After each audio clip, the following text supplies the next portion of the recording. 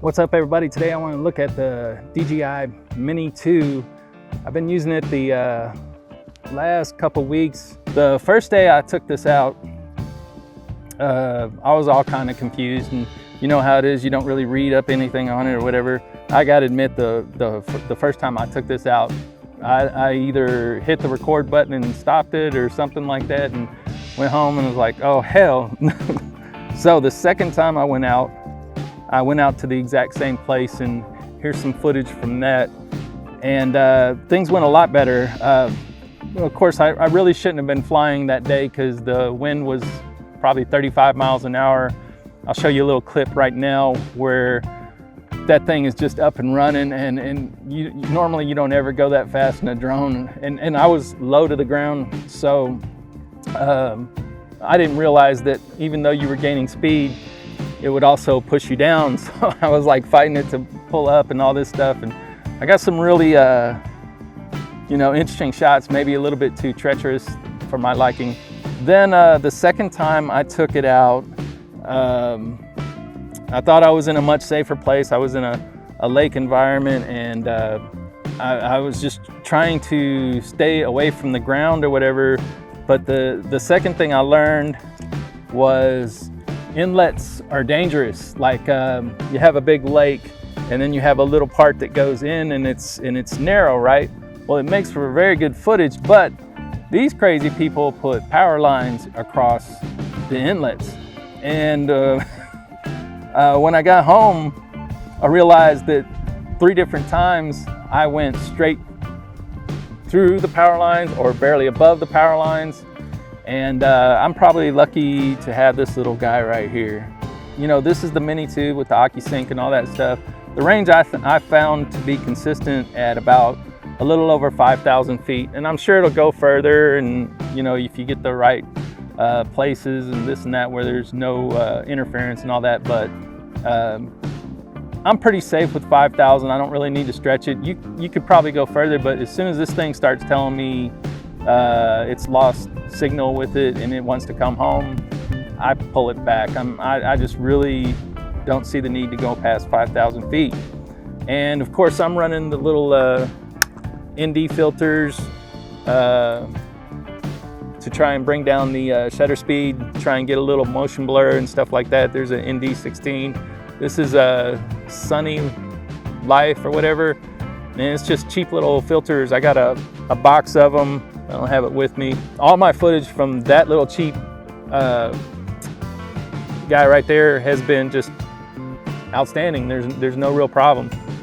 It's funny because I've had this out probably 3 times, and to think where this thing has been and the places it's flown and how close it's come to just getting taken out is pretty funny. But I will say this, I'm going to try to exercise more caution because this was an investment, and I don't really need to go out and crash. And that's what I would recommend to anybody who's thinking about buying one of these, is to be real careful when you first start out. It's real easy to, I didn't realize that the high winds could push it down and push it towards the ground and stuff like that. Because I would watch, you know, if I'm at 12 feet or whatever, all of a sudden I'm at 10 feet and all I'm doing is pushing forward.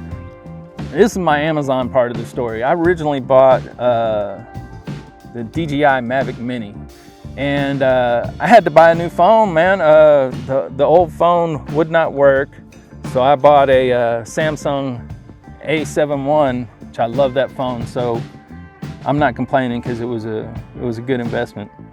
But you do have to have a phone that's on the list to work with this. They sent it with no battery, so the lady said she would send me another one, and that they were gonna send me a brand new one. I'm like, I had to repeat that 3 times. You know that she was full of crap. And she said she was sending me a brand new one. So they sent me one that looked like it had been renewed, whatever. And I called them, I wasn't happy about that. Anyway, I was waiting for my phone to come. And I was like, you know what? I watched a lot of videos on the DJI Mavic Mini, and saw those signal problems. I was like, man, I do not want to deal with that. I don't want to have to hit buttons to keep it in the air and stuff. So I returned what I bought, and I got the DJI Mini 2. I said, you know, we're already about $330 in here. you know, I'm gonna go ahead and bump it up another 150, something like that. I didn't get the fly more option, which is a mistake. You should always get the fly more option. I've spent more money on, I've gotten 4 batteries and stuff, and I've spent more money than I would have spent altogether. I do enjoy having 4 batteries. I can't see 3 batteries being enough. So I bought the better drone, and it's definitely been worth it, because even at, as soon as I get over an area that I can tell has got a little more, you know, cell phone signals and stuff like that, and congestion, I can tell that the signal's a little bit rougher. Even though this has OcuSync or whatever, there are areas where I go over where I do lose connection once in a while. But for the most part, I'm flying fine, and especially within about 3,000 or 4,000 feet, I'm good to go. It seems to be when I get around 5,000 something feet where I have a problem, and I could push it further, but I usually don't. There was one shot, and this shot right here, and it was beautiful, and I wanted to keep going, but I was running low on battery, and I was out, so I was out pretty far, and I was losing signal, so I just came on back. Anyway, you got the controller, and you know, some people have been complaining about the size of this controller versus the other controller, and I've had both.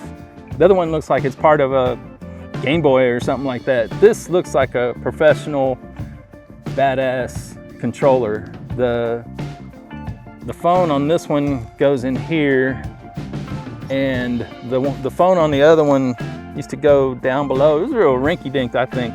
People like it because you could just stick it in your bag, but I can stick that in my bag just fine. I mean, that's a badass controller.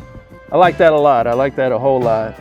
The batteries are super light, and like I said, I ended up getting 4 of those. And there's the Mini 2. That's small, man. That is really small. So overall, I'm real happy with it. I've done some stuff that I never would have thought I'd been able to do. Price is a concern for me, so I had to make sure that it was within my budget, and a lot of this I had to kind of do as I go. The thing about flying a drone is that every time you take this out could very easily be the last time you ever see it. All in all, I'm very happy with it. It was a great purchase. I'm not gonna say what I spent on it because it was too much, because I kind of parted it out. If you can just go in and just purchase the Fly More package and then maybe add 1 battery. The thing is I wasn't very happy with the case that came with it, the leather case or whatever. I wanted a hard case like this one. But not only did I get a hard case like this one, I have hard cases for everything, my microphones, and I have a laptop bag, which this goes inside of that, so that if I ever needed to go up into the hills or whatever, I'd have a way to carry it up in there. If you're thinking about buying one of these, and you haven't bought a drone before, I would definitely recommend it. I would like to have a better drone.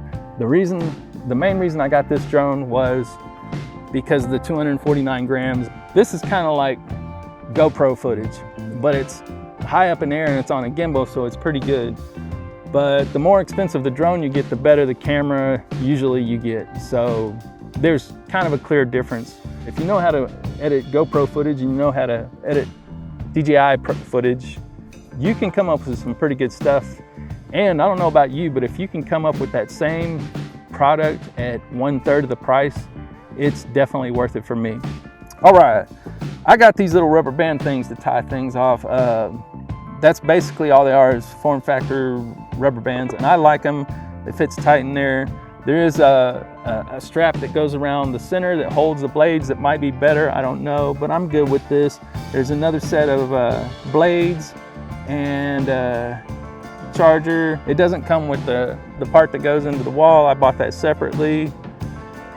No big deal, 10 bucks, something like that. And your connection to your phone stays right here.